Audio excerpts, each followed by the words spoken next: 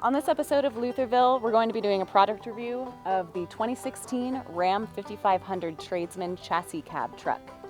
It should be noted that this truck has been fitted with a Knapheide truck bed. This review is going to be only of the truck, so if you'd like to know more about the truck bed, we'll be doing a review of that later. Now, most people who are going to be interested in purchasing a Ram 5500 are probably people who are working in construction or towing or something like that. Now, my motives are a little bit different. I'm actually going to be using it to tow a tiny house for my desert tiny house project called Luthorville. Now, the house hasn't actually been built yet, but I have owned the truck for about 6 months, so I figured this is a good amount of time that I've had with the truck so that I can give a few of my opinions on it. This truck has a regular cab with cab to axle length of 60 inches. It's got a 6.7 liter Cummins inline 6 turbo diesel with a B20 biodiesel compatibility. This produces 325 horsepower at 2400 RPM and also produces 750 pound-feet of torque at 1500 RPM. The Ram 5500 is a 6-speed ASIN AS69RC automatic transmission with a Borg-Warner 4447 transfer case. The truck is a 4x4 with dual rear wheels and anti-spin differential rear axle. It's got a 10.827 front axle ratio and a 4.88 rear axle ratio.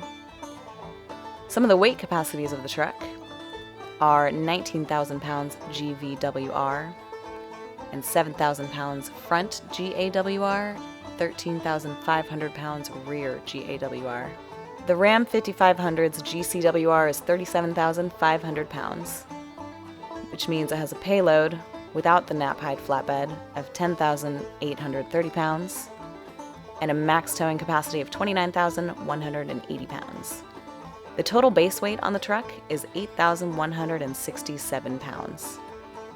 The truck's front base weight is 4,828 pounds, and the rear base weight is 3,339 pounds.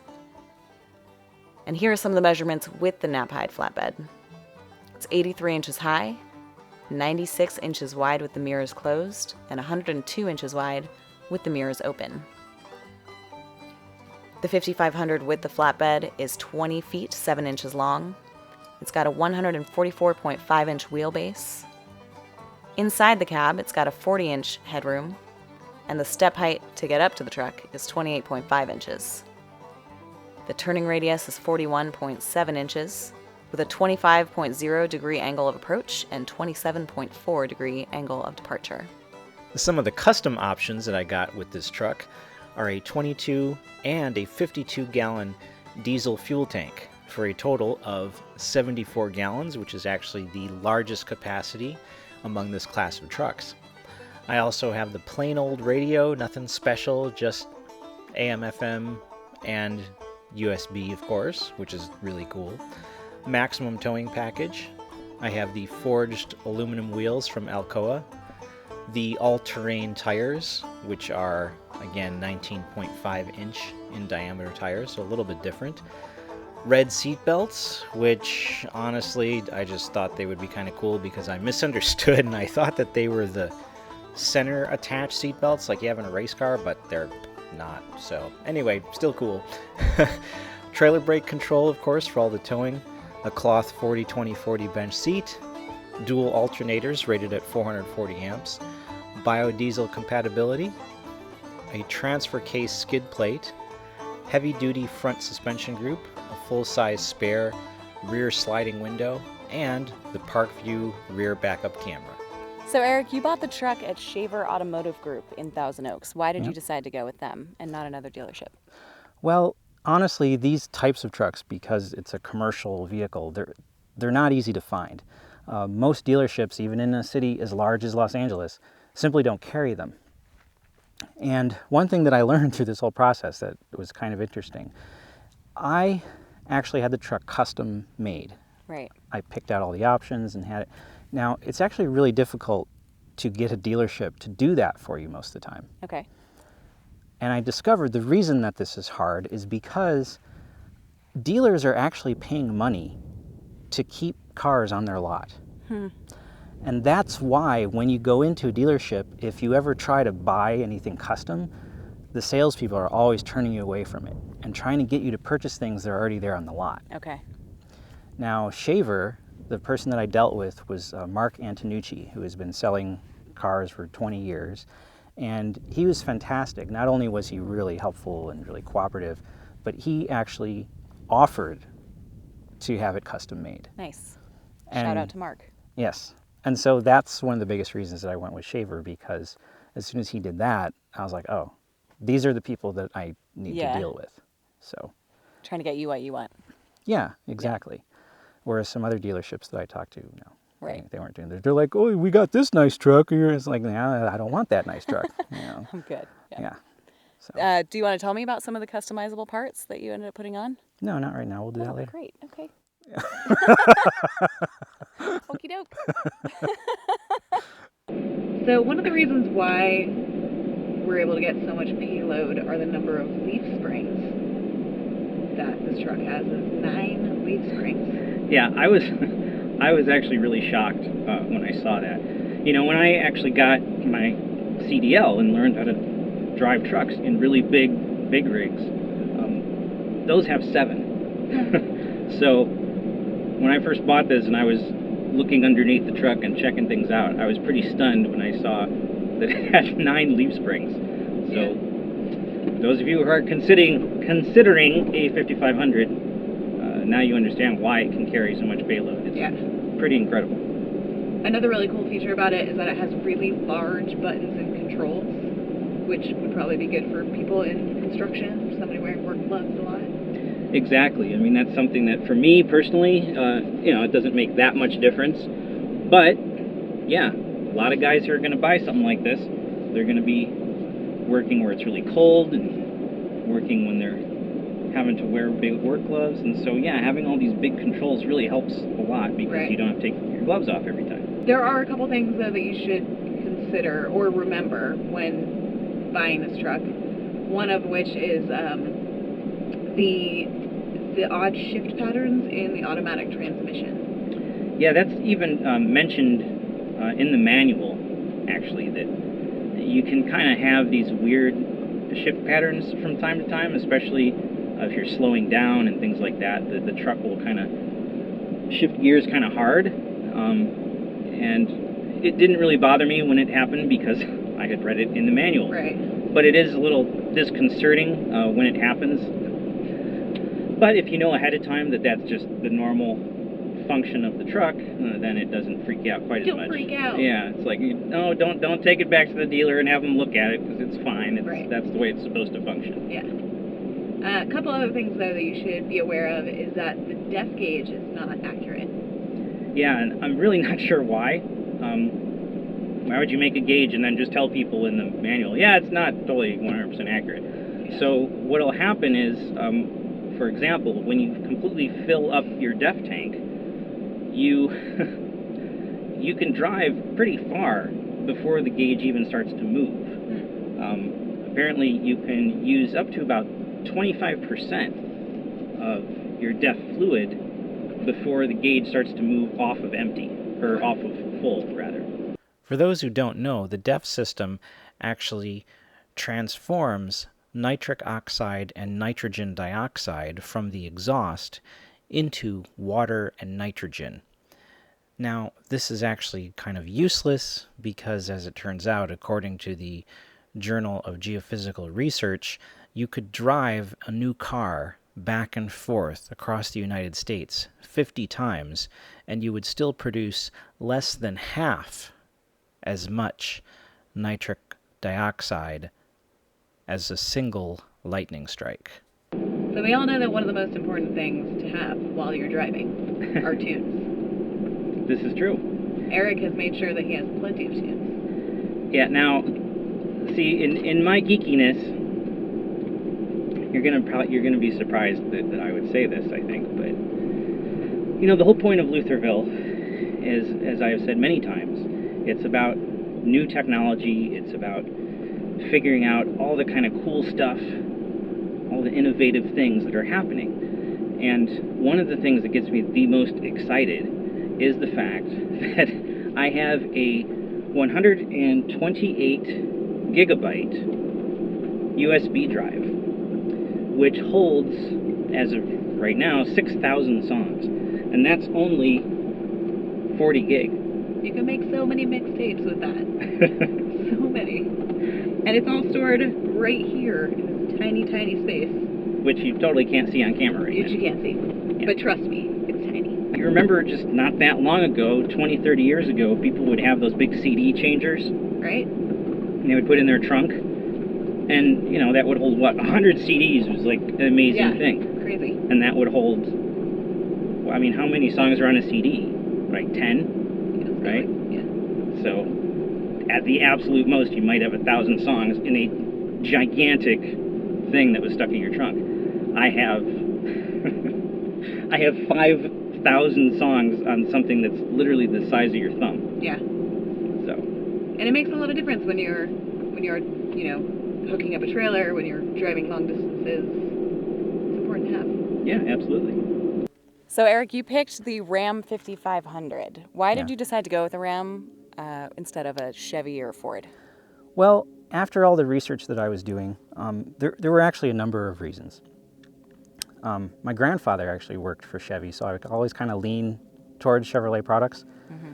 One thing that I really don't like, though, about the Chevys is that they all have the OnStar system, and I can't find a way, apparently you can't really turn it off. To me, as a person who has made my living building websites and dealing with the internet, I think that hooking your car up to the internet is one of the dumbest things that I've ever heard in my life. Chevy will find you. I cannot believe that people think this is a good idea. Like, who said, oh yeah, that's great. Yeah, we want a car so that some 12-year-old can hack into it and, you know, hit your accelerator when you're going down the highway. Yeah. And of course, all the engineers say, well, no, there's so many security measures that can't happen. Oh. Yeah, like I said, I've worked in the computer industry for 20 years. That's a Right. lie. You can always hack into something. I think we've all seen the effects of the hacking recently as well. So. Right. And so, yeah, there's no way that I want a car that can do that. Ford makes a really great truck, the most popular truck in the United States. However, they don't make a very good diesel engine. And from what I heard, I don't know if this is true, and I hate to spread false rumors, but I've heard this so many times, I'm presuming it's accurate. Ford's diesel engine is just one of their gasoline engines that was modified to diesel. And that's one of the reasons they're having a lot of trouble with it. The Ram uses a Cummins. And anybody who's into trucks knows that Cummins has been building diesel engines for over 100 years. Almost all of our military vehicles have Cummins engines in them. They've built over 2 million Cummins engines just for Ram trucks. So it's the real deal. They have a lot more experience. Yeah. So that was one of the biggest reasons that I went with the Ram. So I've heard about some other brands that also make similar trucks. Right. I've heard about the Mercedes-Benz Unimog.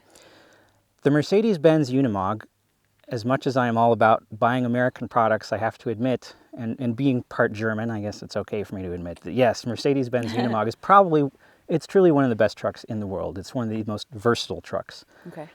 These things can do everything. They're 4x4s. You can create them for construction work. You can use them for firefighting. You can do all kinds of really cool stuff, military things. Okay. Unimogs are amazing. They're also brand new, about triple the price of my truck. So Okay. All right. Well, there we go. that's why I didn't get a brand new Unimog. There you go. Yeah. Well, you mentioned American companies, so what about something like Oshkosh? Oshkosh makes a lot of our military vehicles and use Cummins engines. Used Oshkosh vehicles can actually be very affordable. The problem with them is that a lot of them have governors on their speed. So one of the coolest, and severe governors, I should know. I mean, it's not like Definitely don't want that. It's not like I want to speed and do 100 miles an hour in my truck. No, I'm talking like 40 miles an hour. Mm-hmm. Yeah, so I can't have that because you Right. can't be going down the highway doing 40. No, not with a tiny house on the back. No. So that's the reason that I was tempted for a while to maybe go with an Oshkosh option, but no. Okay. There was one other company I heard about, International.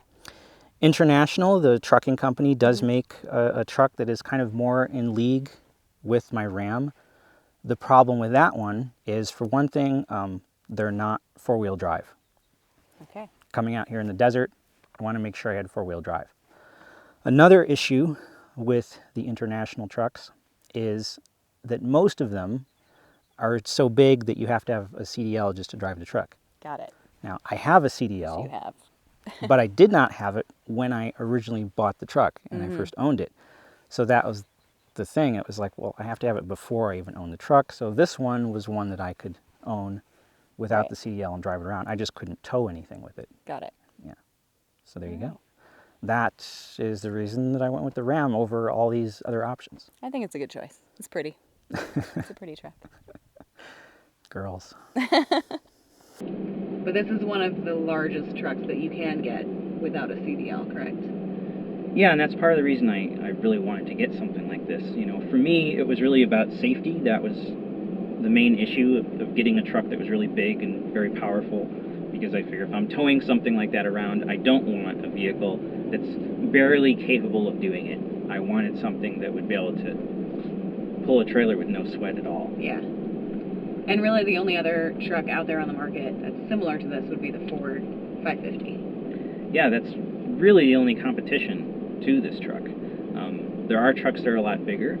For example, the Ford 650 or the Ford 750, but you know, I don't really even consider those to be competition because they're kind of in a different league, and they're not available in 4x4. That's another thing that was very important to me. I wanted to make sure that I could get a 4x4. Yeah. So this is about the biggest 4x4 that you can get. This is also, I've never seen a truck like this before, and I know that's not the first time that people have said that to you. Yeah, A unique configuration, right? Yeah, I mean, believe it or not, even the sales guy that I bought it from, he was like, I put these trucks together all the time. He goes, I've never put one together quite like this. And yeah, I mean, and I told him, I go, you know, it's a tugboat, is basically what I built. Right. You know, it's a tugboat for the land, you know. Yeah. It's not fast. It'll do 0 to 60 in about 3 years, but it can tow pretty much anything without any problems. So let's talk a little bit about this lovely interior that we have. Let's talk about the sunshade. There we go. Let's talk about it. I'm going to use mine as well. Sunshades equipped in every truck. So yeah, I don't know. It's a nice, clean feeling, open space. And you and I have talked about how important that is to me, to feel like I'm not cluttered. Got this giant armrest right here. Nice big console. 3 drink places because I might need to. And there are 2 more down there, which I enjoy. Yeah, there's a lot of storage up here. And one thing like this truck doesn't have that some of the other ones do that's kind of cool is you can control the radio off the rear of the steering wheel. Yep. But this, being the low-end model, doesn't have that feature. So. Gotcha. Also, the speedometer and the fuel gauge, really big, like really easy to see, which I like, because I should wear glasses, but I don't. And the fuel economy is, I mean, in an actual screen up there too, so that's an easy thing to read, to keep track of. I like that a lot. Really powerful air conditioning as well, which is coming in handy today. For sure. Yeah, I mean, I really like the whole layout of the inside. Yeah. You know, it's nicely put together. Everything is spaced out well, which I think is an important consideration when you have a vehicle that's this big. Yeah. Kind of utilizing that space so that you don't have big empty portions on your dash, and it just looks weird. So yeah, I know it's well put together. It is, yeah. And I think that, I mean, despite the fact that you just have the front cab here, like, we were able to get a lot into the back of here. Yeah? We got a little creative with the packing, but I think we were able to fit in a lot. Yeah, I mean, it's very surprising how much you can fit in the back seat. I was concerned even with things like grocery shopping, for example, but I'm not worried about it at all now, because between throwing things back there and putting stuff in the passenger seat, Yeah. shouldn't be any problem. Yeah. I don't know. I like it. I'm comfortable. You decided to go with a lot of manual features on the truck. Can you tell me Yeah. about those and why you got manual? Well, yeah, it does have manual locks, it has manual windows, and the biggest reason that I wanted to do that is, again, because things always break down, right? I mean, I don't see any advantage to having power windows.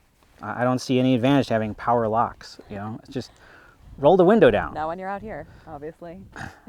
Yeah, I mean, to me, it's just silly. It's more mechanics that can go wrong. Got it. And even, obviously, manual things can break as well, but it's a heck of a lot cheaper to replace a manual, handle that breaks on the window as opposed to the motors Right, that are yeah. controlling all that sort of You thing. can maybe fix it with tools instead of with a computer. Exactly. Yeah. The tires on the Ram 5500, they're kind of an unusual size. They're 19.5 inches. Yeah, the reason that I wanted the 5500 was because it has larger brakes, it has larger tires, and obviously when you're going off-road and things like that, it's an advantage to have that, because the bigger the diameter of the tire, the less likely you're going to get stuck. I mean, that's pretty obvious basic physics.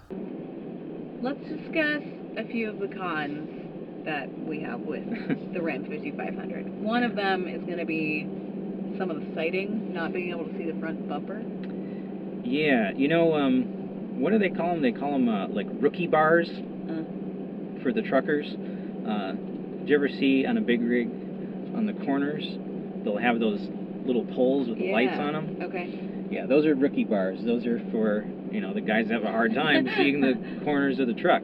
I have a hard time in my Prius, so I can understand that.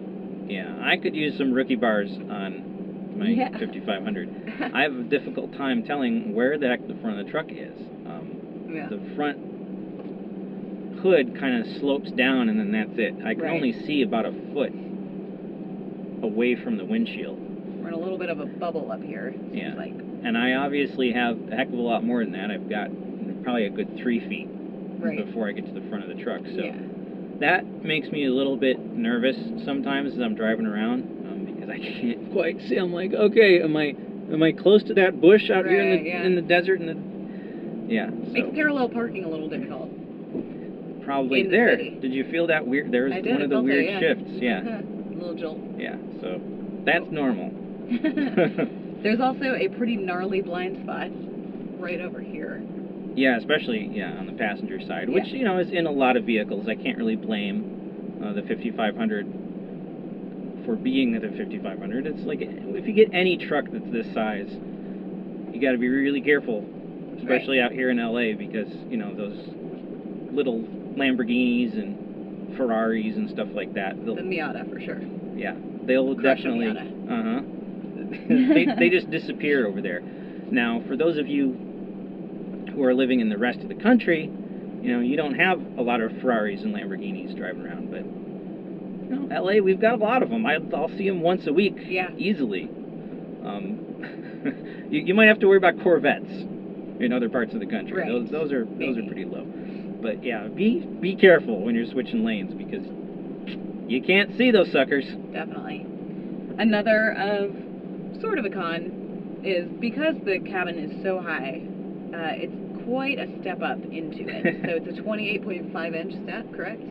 Yeah, that's one thing I should have got that I did not, was I still didn't get running boards or Nerf bars. I should probably do that, because it can be a bit of a challenge to climb up here. I have a hard time, and I'd like to think I'm still a spring chicken. Yeah? And it's difficult. She's enough of a spring chicken.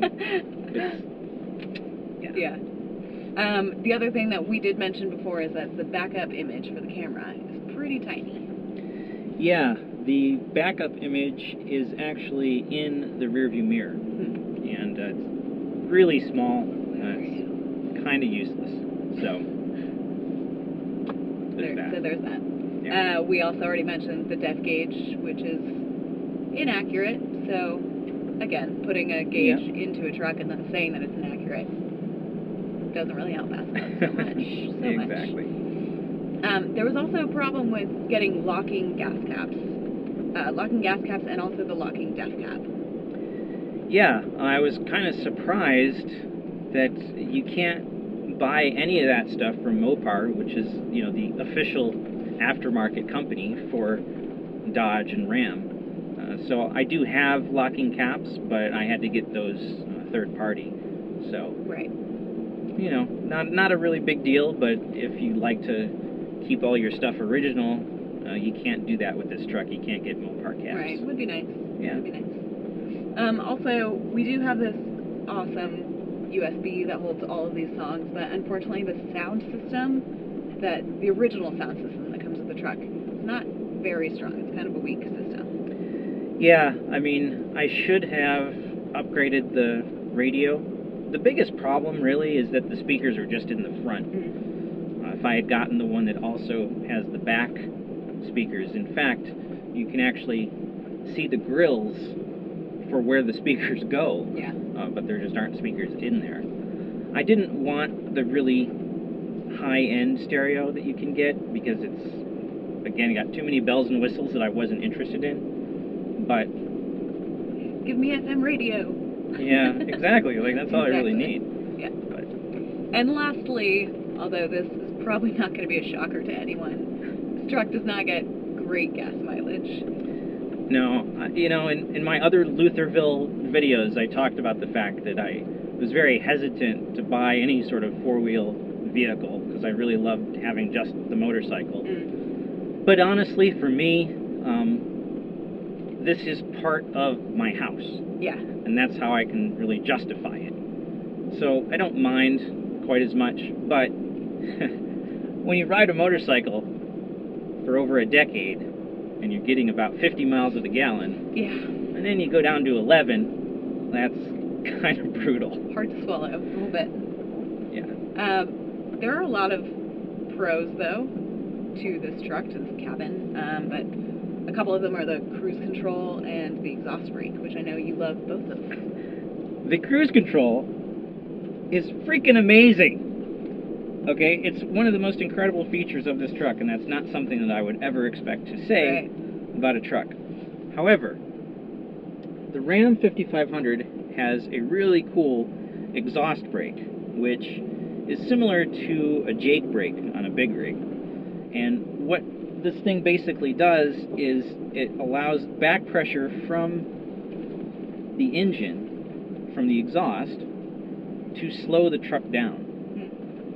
Now, as a result of having this system, it means that your cruise control is amazing. The biggest problem with cruise control, as everybody knows, is it's never consistent. It works great on flat ground, but as soon as you start going uphill, you start going way too slow. Yeah. As soon as you start going downhill, the vehicle starts to speed up way too much. People are honking. It gets crazy. Well, not with this thing. With this thing, when I set it to 65 and I'm going through the mountains of California, it stays at 65. Yeah. Never speeds up, never slows down. It stays exactly where you put it, which is really, really cool. And like I said, something completely unexpected. Yeah, definitely. And we already mentioned the USB several times, but it's worth mentioning again because the music is just so important. So that's an awesome pro. Yeah. The Cummins engine is one of the great features of this truck. I saw a meme that was on the internet that had a picture of someone saying, this is the face of someone who has not talked about their Cummins engine in the last 5 minutes.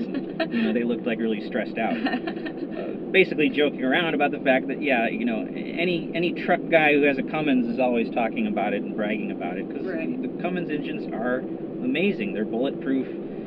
People will drive those things for 500,000 miles, and they're still going strong. So, yeah, I'm very, very stoked that this thing has a Cummins. Yeah. And, like I said, if you know about Cummins, that's pretty much all you got to say. Like, yeah, I got a Cummins. Also, the awesome towing capacity of the Ram 5500, and that's, pretty much the entire point of you owning this vehicle. Yeah, exactly. I anticipate that when all is said and done, the tiny house will probably be hovering somewhere around 10, 11,000 pounds, and this thing can tow almost 30,000. So Yeah. Awesome. yeah, I'm going to be able to handle that very, very easily. Another one of the pros, while we mentioned blind spots and that the front bumpers are not visible, it is really cool being as high up as you are. I mean, you can see a lot of the road. Yeah, I mean, I was kind of surprised that, you know, first time I was driving this thing, going down the highway, it's like, if you do pass, you know, Ford F150 stock, you're looking down on them. Yeah. This thing is taller than everything out there. Only people who have actually lifted their trucks or in a big rig are higher than this thing. You're not going to lift this truck? Don't plan on lifting it, Awesome. no. Yeah, okay. No. And then the 19.5-inch tires, which is something kind of unique to this truck, definitely helps on roads like this that we're driving on right now. A little bit sandy, maybe don't get the best traction, and that can definitely help with this. Yeah, I mean, the fact that it's the kind of unusual size for these sort of Class 5 trucks, these kind of mid-size, mid-duty work trucks, you're not up to the 22-inch tires that you have on big rigs, but you're not down on those little 17-inch tires that are on everything else. Right. So, yeah, that definitely helps. Basically, it's a whole lot of truck. The 5500 is a whole lot of truck, yes. And the cool thing about getting this custom made is the fact that I didn't have to pay for a bunch of stuff that I didn't need. Right. And I got everything that I wanted. I didn't have to compromise and say, well, it has most of this stuff, but I'm missing that. Yeah. You know, I didn't encounter anything like that. So Well, you're missing the hot tub that goes on the flatbed. When is that coming? Well, if you're going to be in it, it will be coming very soon. I'll put it that way. So as we wrap this up, here we can see the rear brakes and the differential. And this is a shot of the actual framework of the truck and gives you a good idea of how robust all the framework is and how the cab actually attaches to the chassis. Here we can see one of the front wheels and the braking system in the front of the truck. Here's another shot of the actual framework of the vehicle. Here we can see the transfer case skid plate, which is an extra that I had purchased. Here once again we can see how the cab is attached to the chassis, and here's a good shot of the rear tires and those nice cooling fins on the brakes themselves. Here's another shot of the transfer case and the skid plate underneath. Here's the engine compartment, and you can see the battery blanket around one of the batteries. Notice the fuel tank on the right hand side does not have a skid plate, so that's important if you're going over rough terrain. This of course is the tow hooks in the front. It is a certified clean idle vehicle because of the DEF fuel system. Here's the rear backup camera that you can see mounted through the headache rack of the Knapheide flatbed body. And here's the basic shot of the brake pedal, the fuel pedal, and the parking brake. Of course, it has auto headlights, just as most modern vehicles do. Everything, once again, is manual, including the adjustments for the seat. We have a standard ignition, none of these weird power button kind of things. Many 12-volt hookups for DC current. Standard windshield wipers with misting and intermittent. We have a nice cargo lamp in the back of the truck, back of the cab, and a decent size glove compartment as well. Now here you can see there is a huge skid plate that is covering up the rear fuel tank that comes with the truck. That wasn't an extra. And once again, on the left hand side we can see the 22-gallon tank. There is no skid plate. And on the right hand side we see the DEF fuel system. And we just passed the transfer case and the transfer case skid plate, and here we see the front differential with the drive shaft going into the front tires. And right there, of course, the fan belt you can see just stopped as the truck was turned off. So I wanted to show you this stuff because these are some of the kinds of things that I always really wanted to see in a review to get an idea of, well, what's the underside of the truck like? I really wanted to know, what's covered by skid plates, what isn't, and so hopefully this will help you out if you're thinking about buying a 5500. So Eric, overall, would you buy the Ram 5500 again, or would you suggest other people buy it? Yeah, I definitely would. I mean, so far in the months that I've had it, I've put on around 3,000 miles, a little bit more than that, and I've had no problems with it. I mean, everything has been really great. Everything's been really cool. So yeah, so far I'm definitely very happy Cool. with the 5500. What's your favorite thing about it? That's a great question. What is my favorite thing about the truck? You know, I think, well, there actually two things. The USB radio thing, just that to me is like super cool. And the exhaust brake.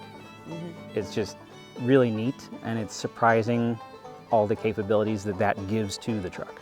So yeah, I think those two things are things that surprise me the most, and Cool. those are the things I think are the coolest about it. So, yeah. Luthorville is an educational series inspiring kids and adults to become excited about innovations in science and technology by documenting the design and construction of a Mojave Desert homestead called Galatea Meridian. Witness the crazy story of how Eric Muss-Barnes, an unemployed computer geek and struggling novelist, risks homelessness by spending most of his life savings to build an off-grid dream house in the middle of nowhere. Having purchased vast acres of the Old West, can Eric find a stable job and create his home before his money runs out? Take a journey where fortitude and a pioneering spirit continue to forge the American dream on the romantic landscape of the American frontier. So thank you very much for watching this episode of Luthorville, and be sure to check out other product review videos that we have. This is actually the very first one that I'm posting on the site, so there are going to be more. There's a lot of plans, there's a lot of stuff that I have in my noodle. There's a lot to do. Yeah, but trying to get it all done has been taking a little longer than expected, so this is just one of many of these type of things we're going to be doing. So hope you enjoyed it, and thank you for watching. Thanks.